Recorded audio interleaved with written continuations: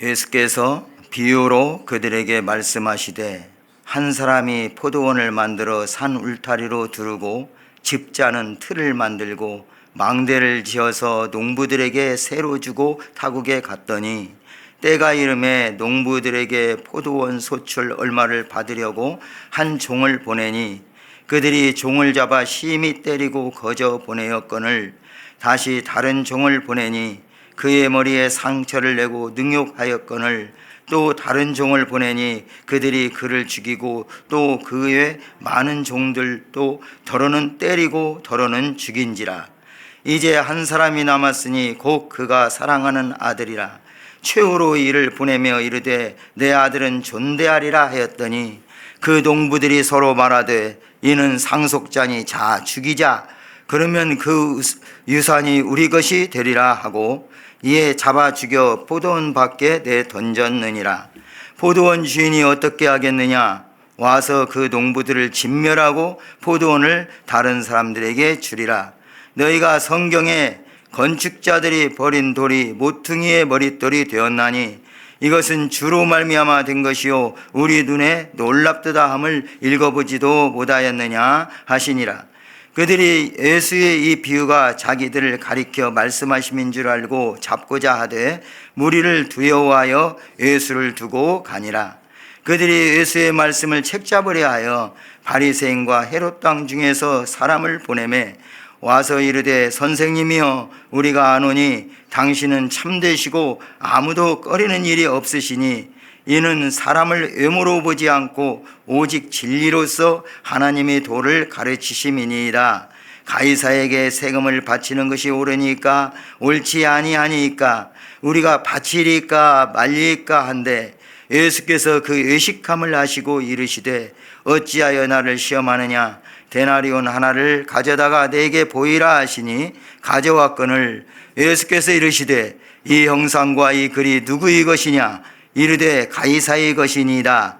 이에 예수께서 이르시되 가이사의 것은 가이사에게 하나님의 것은 하나님께 바치라 하시니 그들이 예수께 대하여 매우 놀랍게 여기더라. 부활이 없다 하는 사두개인들이 예수께 와서 물어 이르되 선생님이여 모세가 우리에게 써주기를 어떤 사람이 형이 자식이 없이 아내를 두고 죽으면 그 동생이 그 아내를 취하여 형을 위하여 상속자를 세울지니라 하였나이다.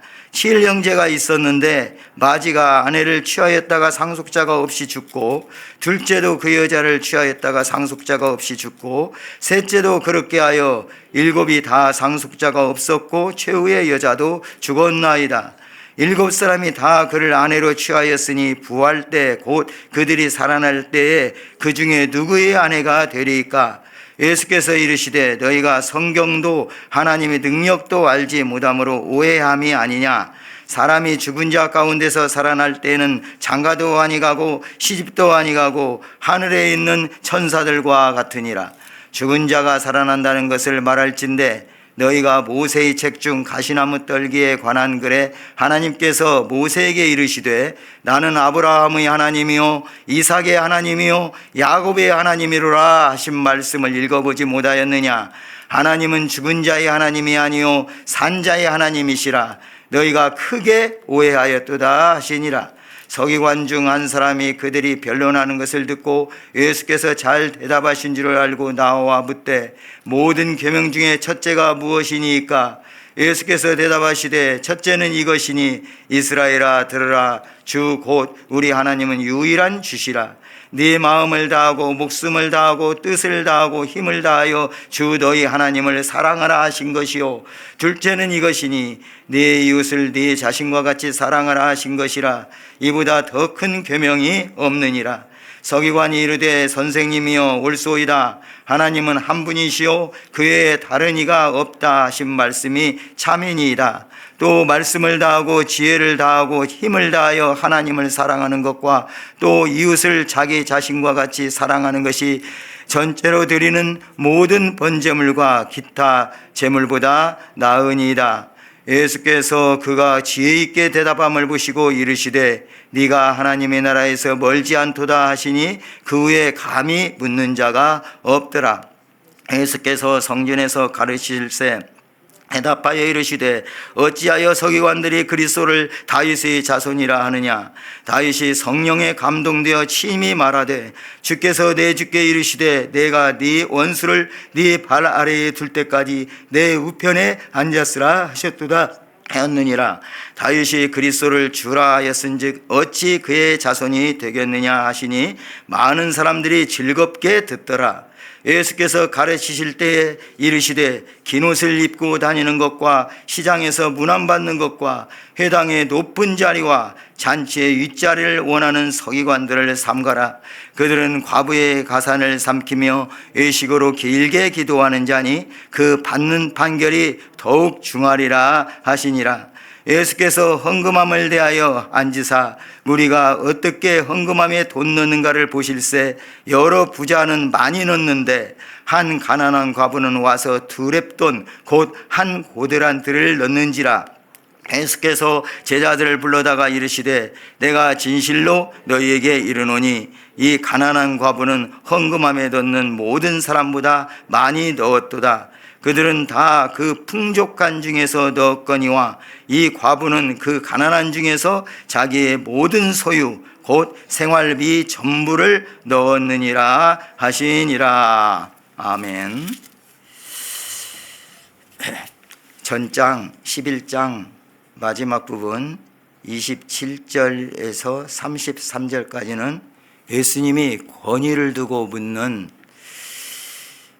대제사장들, 서기관들, 장로들에게 예수님께서는 직접적으로 답하지 아니하시고 그들이 예수님이 어떤 권위로 이런 일을 하느냐 물었을 때에 나도 한 말을 너희에게 물으리니 대답하라. 그리하면 나도 무슨 권위로 이런 일을 하는지 이르리라. 이렇게 대답하심으로써 요한의 세례가 하늘로부터냐 사람으로부터냐 내게 대답하라 했을 때 그들은 하늘로부터라면 왜 그 하나님이 보내신 선지자 요한을 영접하지 아니하느냐. 그리고 또 사람으로부터라면은 선지자로 알고 있는 그 요한을 사람으로부터 하면 백성들이 자기들을 비난하고 공격할 것을 두려워해서 우리가 알지 못한다 이렇게 말했을 때 예수님께서는 나도 무슨 권위로 이런 일을 하는지 너희에게 이르지 아니하니라 이렇게 직답을 피하시고 그들에게 알려주지 않으셨어요. 그러나 그에 머무르지 않고 예수님께서는 비유로 그들이 잘못된 것을 분명히 지적하심으로써 12장이 시작되고 있습니다. 그 비유가 12장 1절에서 12절까지의 악한 농부의 비유라고 혹은 포도원 농부의 비유라고 일컫는 비유의 말씀입니다. 전에 그 전장 11장 27절부터 14장 11절까지는 우리가 고난주간이라고 일컫는 이 고난주간 중 셋째 날에 예수님께서 행하신 행적과 가르침이 기록되어 있습니다. 오늘 이 본문 12장에는 몇 가지 예수님께서 이 비유와 또 논쟁 그리고 예수님이 어떤 분이신지 자기를 나타내시는 말씀과 가난한 자들이 가난한 과부의 헌금에 대해서 칭찬한 내용 등 몇 가지가 이제 기록되어 있습니다.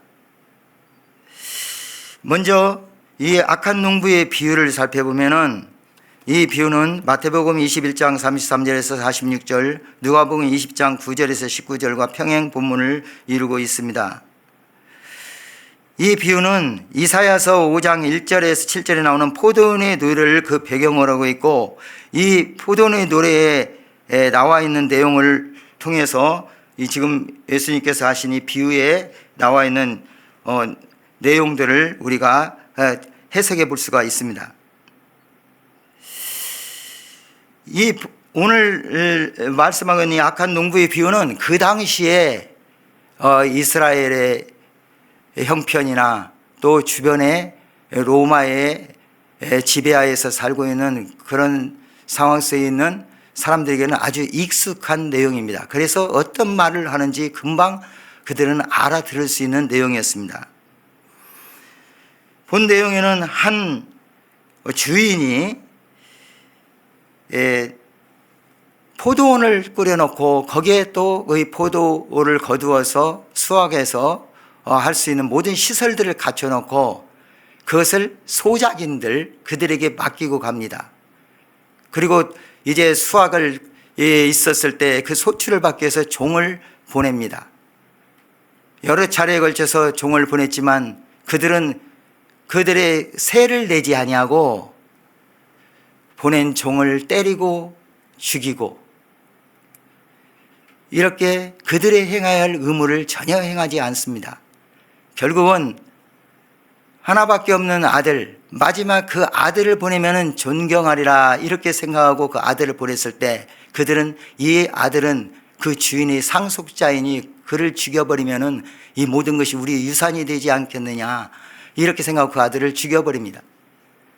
결국 주인은 이제 그들 모든 농부들을 소작인들을 다 진멸시켜버리고 그 포도원을 세를 바칠 만한 다른 사람들에게 넘겨준다는 그 내용입니다.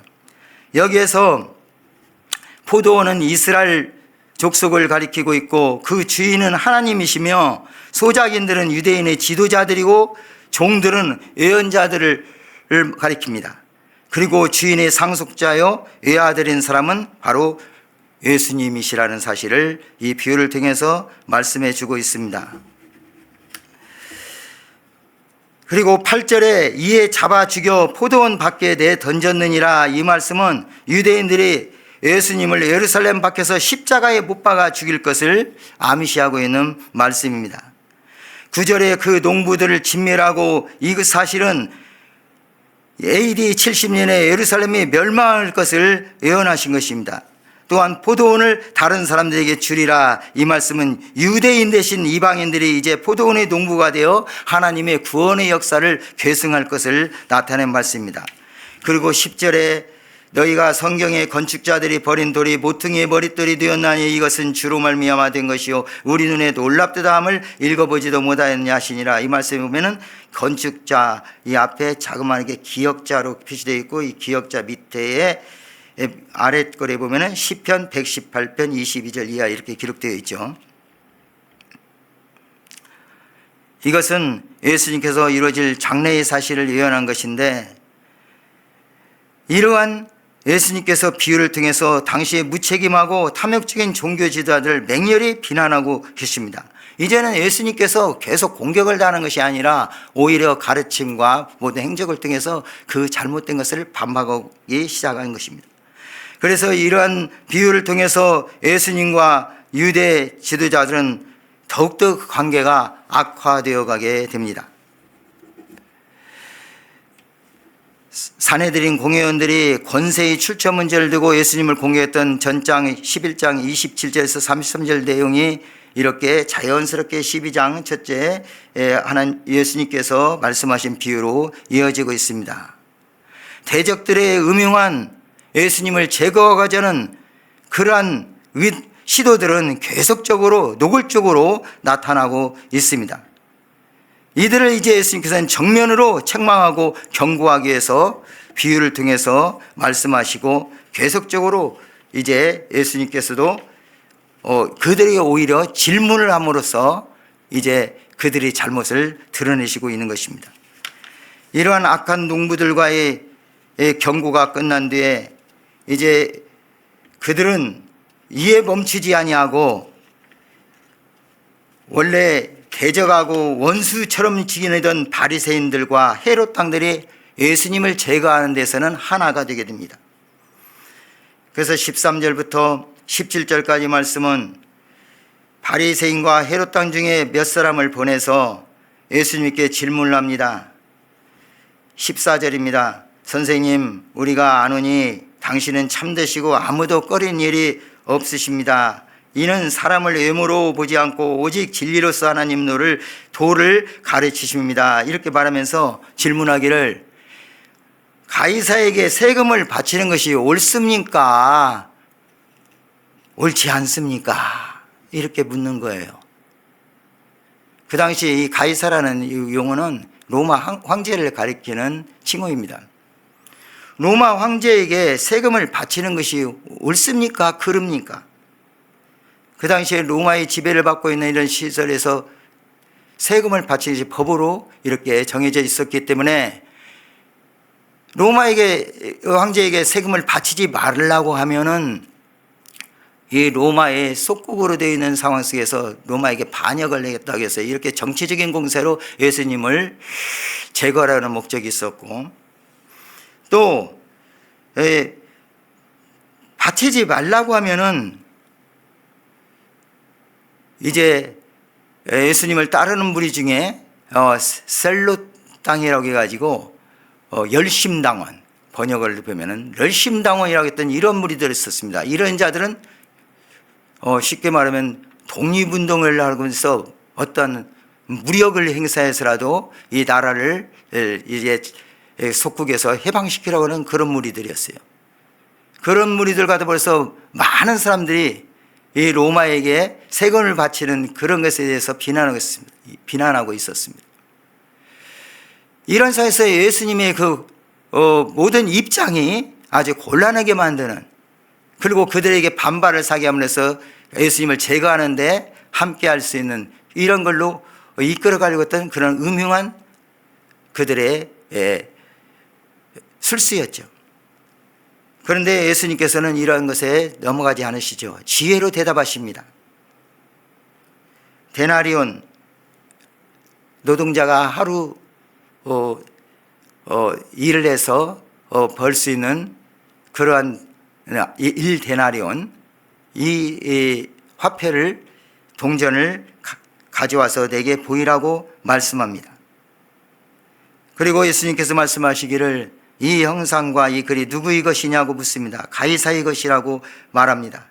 그때 예수님께서는 17절에 보니까 예수께서 이르시되 가이사의 것은 가이사에게, 하나님의 것은 하나님께 바치라, 이렇게 말씀합니다.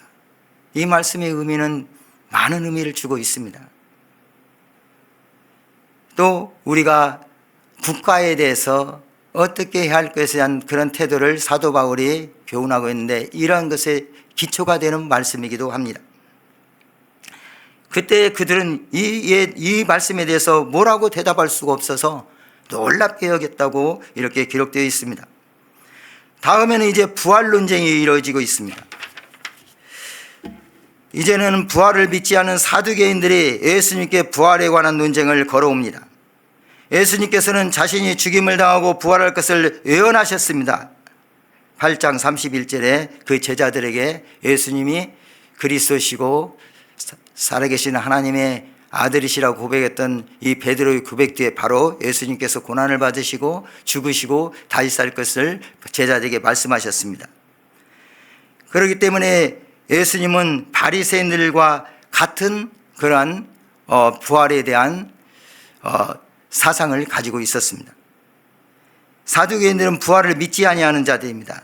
항상 사두개인들과 이 바리새인들은 대립되어 있었어요. 그렇기 때문에 이 묘한 질문을 함으로써 예수님으로부터 답변을 못하게 하거나 엉뚱한 답변을 유도해야 한다면 예수님이 궁지에 처할 것이고, 이제는 스스로 예수님의 권위가 무너지게 하려는 이런 의도를 가지고 사두개인들이 이제 접근합니다.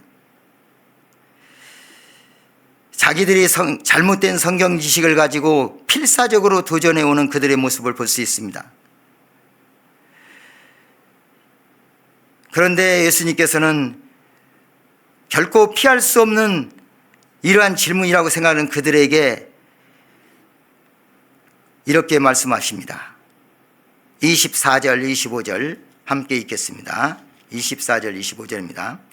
예수께서 이르시되 너희가 성경도 하나님의 능력도 알지 못함으로 오해함이 아니냐. 사람이 죽은 자 가운데서 살아날 때에는 장가도 아니가고 시집도 아니가고 하늘에 있는 천사들과 같으니라. 이어서 죽은 자가 살아난다는 것을 말할진대 너희가 모세의 책 중 가시나무 떨기에 관한 글에 하나님께서 모세에게 이르시되 나는 아브라함의 하나님이요 이삭의 하나님이요 야곱의 하나님이로라 하신 말씀을 읽어보지 못하였느냐. 하나님은 죽은 자의 하나님이 아니요 산 자의 하나님이시라. 너희가 크게 오해하였도다 하시니라. 이렇게 말씀하겠습니다. 예수님께서 대답하시는 이 내용 중에는 이런 말씀이 포함되어 있습니다. 성경과 하나님의 능력에 대해서 왜 이렇게 무식하냐? 이 사두개인들의 무지를 드러내고 있습니다. 또한 천사들은 영적인 존재들이기 때문에 어떤 종류의 성적인 관계도 필요로 하지 않는다는 사실을 분명히 말씀합니다. 하늘나라에서는 모두 천사들과 같기 때문에 이러한 결혼 관계는 존재하지 않는다는 사실을 또한 분명히 드러내고 있습니다. 그리고 출애굽기 3장 6절에 있는 말씀을 인용하셔서 하나님께서 모세에게 말씀하실 때 이미 죽은 지 오래된 아브라함과 이삭과 야곱을 언급하시므로 죽은 후에도 그들의 삶이 있음을 나타내셨습니다. 부활 후에 영원한 삶의 하늘나라의 삶이 있다는 걸 분명히 드러내신 것입니다.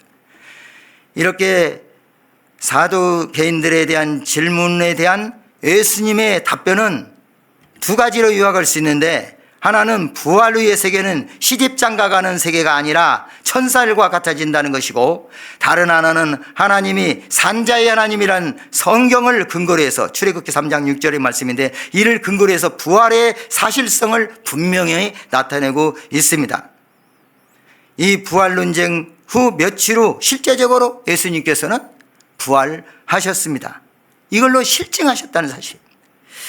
다음에는 이제 가장 큰 계명에 대한 말씀이 28절에서 34절에 기록되어 있습니다. 한 서기관이 나왔습니다. 이 서기관은 이제 진지하게 이러한 예수님의 모든 말씀을 생각하면서 질문한 듯 싶습니다.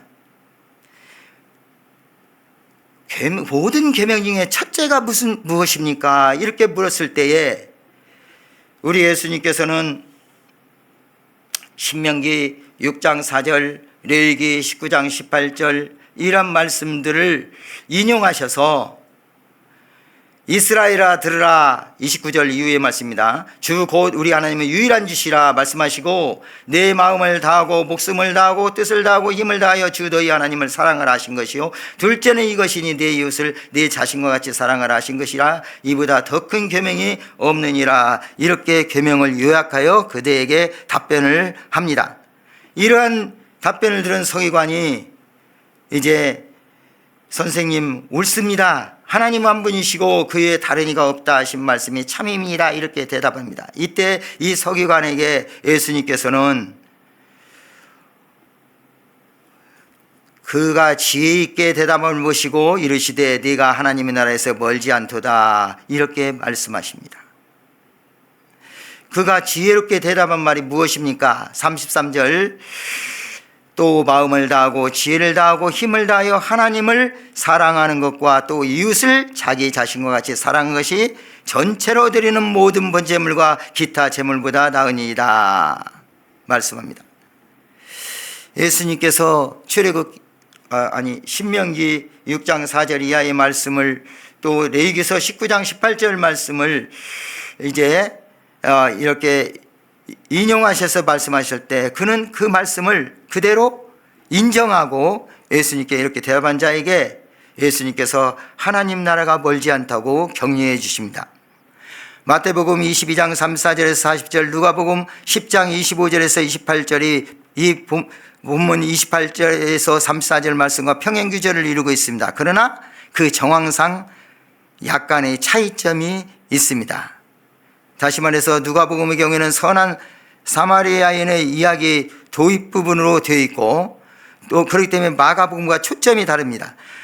마태복음의 경우에는 서기관이 예수님을 시험하기 위해서 질문하는 것으로 되어 있는데 오늘 본문 말씀에서는 진실한 마음을 알고자 질문하는 이러한 서기관으로 나타냄으로써 그 의도를 달리하고 있습니다. 그리고 그 다음에 예수님께서 말씀하신 것이 35절에서 37절 말씀입니다. 35절에서 37절 말씀을 요약한다면 예수님께서는 다윗의 주이신 하나님께서 다윗의 후손인 사람의 몸을 입고 이 땅에 오신 사실을 도무지 알지 못했던 당시 사람들에게 그들의 영적 무지 상태를 완곡하게 책망하고 있는 내용입니다. 분명히 혈육으로는 다윗의 후손으로 그 예언의 말씀을 이루기 위해서 이렇게 오셨지만 진정한으로는 예수님이 다윗의 후손이 아니라 다윗도 성령의 인도함을 받아 이 그리스도를 나의 주님이라고 일컬었다는 사실을 지금 말씀함으로써 예수님이 바로 그 성경에 약속한 다윗이 주라고 불렀던 그리스도이심을 분명히 이제는 그들에게 밝히고 있는 사실이 이 말씀입니다. 그리고 나서 이제는 신랄하게 서기관들 이들에 대해서 비판하십니다. 바리새인들과 이 서기관들, 이러한 그 당시 종교적인 지도자들에 대한 비판의 말씀은 마태복음 23장 1절에서 36절, 누가복음 20장 45절에서 47절에 아주 자세히 기록되어 있습니다. 특별히 마태복음에는 7가지 저주 사건을 말씀하고 있습니다. 오늘 38절에서 39절에 이제 그들에게 과부의 가산을 삼키며 외식으로 길게 기도하는 자니 그 받는 판결이 더욱 중하리라고 이렇게 신랄한 비판의 말씀을 하십니다. 그들은 가르치실 때 이렇게 가르치셨는데 예수님께서 긴 옷을 입고 다니는 것, 시장에서 문안받는 것, 회당의 높은 자리, 잔치의 윗자리를 원하는 서기관들을 삼가라 말씀합니다. 긴 옷은 품이 있고 부유한 사람들이 입는 길게 끌리는 옷입니다. 높은 자리는 앞줄에 있는 상석을 가리키고 있습니다. 뒷자리라고 하면은 연회 시에 명예로운 자가 앉는 그러한 특별히 초대받은 자들을 앉히는 자리입니다. 이러한 종교지도자는 그런 것들을 좋아했다고 했습니다. 그러나 실질적으로는 과부에게 봉사를 빙자해서 과도한 재물을 청구하거나 자선을 강요하거나 서기관들이 주장하는 종교적인 이유를 들어서 기부를 강요하는 이러한 짓들을 했습니다. 이런 것에 대해서 신랄하게 이들을 비판하면서 이제 마지막으로 가난한 과부의 헌금 내는 모습을 보면서 그 제자들에게 칭찬하십니다. 마지막 41절에서 44절의 말씀을 상고하고 말씀을 마칩니다. 예수께서 헌금함을 대하여 앉으사 무리가 어떻게 헌금함에 돈 넣는가를 보실세 여러 부자는 많이 넣는데 한 가난한 과부는 와서 2렙돈 곧 한 고드란트를 넣는지라. 예수께서 제자들을 불러다가 이르시되 내가 진실로 너희에게 이르노니 이 가난한 과부는 헌금함에 넣는 모든 사람보다 많이 넣었도다. 그들은 다 그 풍족한 중에서 넣었거니와 이 과부는 그 가난한 중에서 자기의 모든 소유 곧 생활비 전부를 넣었느니라 하시니라. 이렇게 말씀했습니다. 가난한 과부, 여기서 이렇게 번역되는데 이것을 원어를 보면은 지극히 가난한 극빈자, 이런 의미를 가지고 있습니다. 이 극빈자인 과부, 그 당시 과부라고 하면 생활할 여력이 없었어요.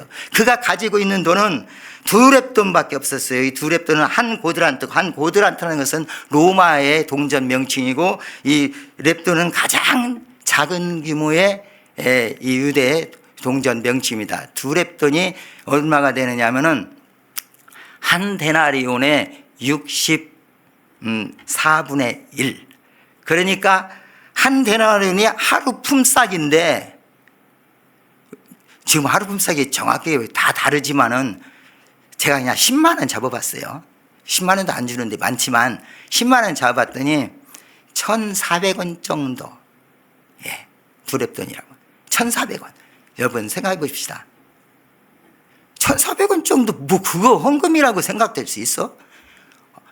어린애들도 용돈 갖고 내겠네? 좋지 않은 생각이 딱 먼저 오더라고요. 한데요, 이걸 이렇게 생각해 봤어요. 구약에 사렙다 과부가 가루 한 움큼에다 기름 조금 남겨놓고 먹을 것이 없어서 두 아들이 아니라 한 아들과 2명이 그거 한 끼에 해먹고 이제 굶어 죽으려고 작정하고 있을 때 누가 찾아왔어요? 엘리야가 찾아왔어요. 하나님이 사렙다가 가서 요구하는 것이 먹을 것 좀 달라고. 이게 우리 떡 한 덩어리 없어요. 없다는 거예요. 근데 가루 하나 구멍고 기름 조금 남은데 이것 먹고 우리 죽을래요. 근데 엘리야 요구를 하잖아요. 근데 어떻겠어요? 사렙다 과부가 섬겼어요. 그걸 생각해 봤어요. 그렇다고 하면은 이 가난한 과부가 그 돈 남은 게 전 재산이에요. 가진 게 그것밖에 없어요. 그것을 헌금을 하기 위해서 넣은 거예요. 그걸 보고 예수님께서 의도적으로 제자들에게 그걸 칭찬했어요. 여기에 나와서 헌금하는 어느 누구보다도 가장 많이 넣었다.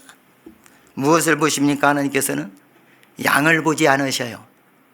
우리가 봉사하는 데서 그 봉사 능력이 얼마나 있느냐, 이렇게 작은 거냐, 그걸 보지 않으셔요.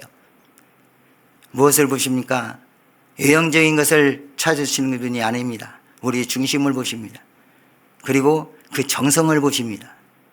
바로 이것을 의미하고 있어요. 쉽지가 않아요. 그 남은 거 아무리 우리가 객관적으로 볼 때 그 적은 것이라 해도 그분에겐 다거든요. 믿음을 보신다는 얘기죠. 그리고 진실을 보신다는 것이죠. 그걸 좀 상고할 수 있었어요. 문맥상으로 볼 때 앞에서 유대 지도자들의 위선 탐욕 등을 아주 신랄하게 비판하시고, 이제는 과거의 헌신적인 연보에 대해서 칭찬하시는 의도적인 우리 예수님의 이러한 내용이 오늘 본문 말씀에 기록되어 있고, 이후에는 이제는 예수님께서 인류를 위해서 모든 것을 바치는, 온전히 다 되어오는 그런 헌신의 이야기로 넘어가는 이런 교량 역할하는 대목이 바로 오늘 본문입니다. 하나님께서 원하시는 것은 제사보다 순종하는 마음을 원하십니다. 어떤 예물의 양보다는 예물을 바치는 자의 정성을 보십니다. 우리는 상대적으로 보잘것없는 여건에 처했다고 할지라도 낙심하거나 자포자기에 빠질 것이 아니라 지극히 작은 일에 충성하면서 잘하였도다 칭찬하는 저와 여러분이 되시기를 주님의 이름으로 축복합니다. 자비하신 하나님 아버지, 오늘 마가복음 12장에 있는 여러 내용을 우리가 살펴보면서 우리 주님께서 이제 말씀대로 십자가에 죽으시고 다시 사시는 일을 며칠 앞두고 여러 종교 지도자들과의 그 논쟁, 그리고 예수님께서 자기를 나타내는 말씀, 곧 하나님의 아들이시며 그리스도이심을 분명히 하고 있는 이런 말씀과, 또한 주님 앞에 나서 헌신하는 자들의 한 두랩 돋는 그 과부를 칭찬한 이러한 사실을 통해서 이 시대에 참으로 우리의 믿음이 어디에 있는지를 돌아보게 하시니 감사합니다. 우리 예수님은 그리스도시고 하나님의 아들이심을 우리 안에 항상 새기면서 하나님의 영광을 위하여, 하나님 나라를 위하여 신실하게 주께서 주신 모든 은사와 우리의 가진 모든 것을 가지고 헌신하며, 또한 모든 것이 주님께로부터 왔으니 주님께 드리는 그러한 자세로 우리가 이 안에 믿음 생활할 수 있도록 인도해 주옵소서. 주 예수님 이름으로 기도드립니다. 아멘.